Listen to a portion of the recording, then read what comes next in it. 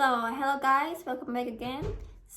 Di part 3 kali ini gue bakal bahas tentang jatah libur kerja sama jatah cuti kerja selama Ausbildung.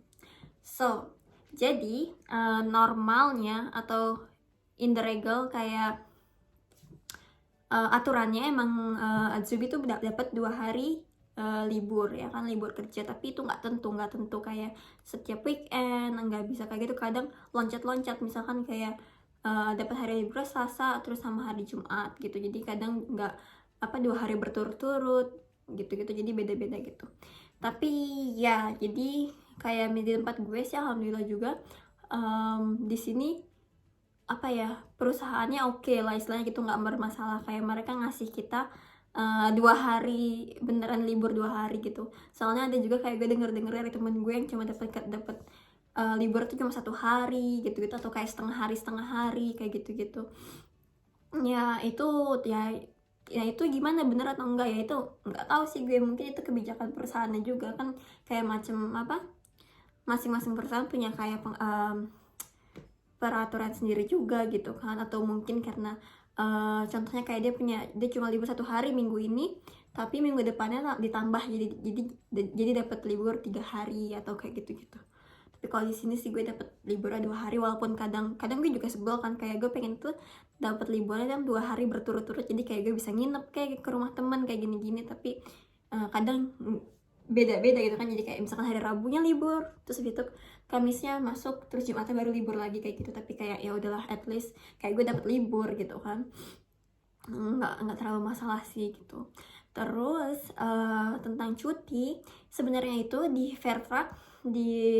Vertrag Ausbildung kita, di situ tuh apa sih yang namanya, bukan sertifikat, di perjanjian Ausbildung kita itu udah tertulis tuh di situ kayak tahun pertama, tahun kedua, tahun ketiga jumlah cuti yang bisa yang kita dapat tuh berapa hari gitu. Contohnya kayak kalau gue tahun pertama itu gue cuma dapat cuti 14 hari.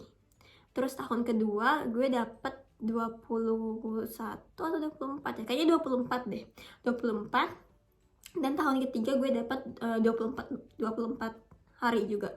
Nah terus gimana, ada yang nanya kan, gimana kak tentang kayak cuti itu, terus bisa kita pakai buat kita pulang ke Indonesia nggak gitu?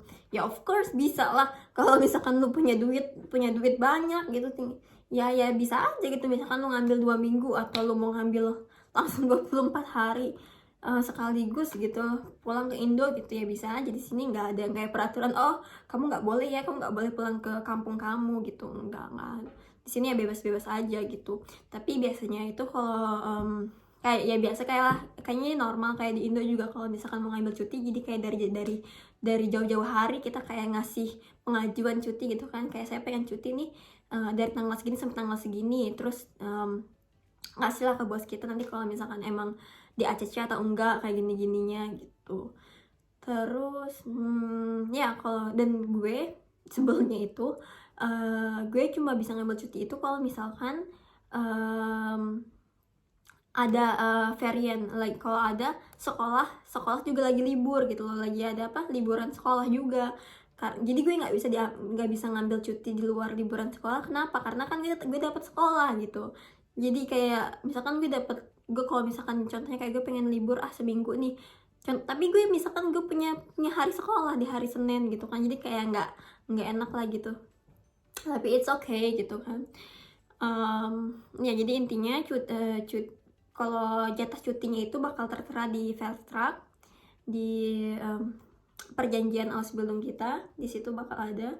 Terus sama kalau libur ya 2 hari gitu. So yeah, that's it.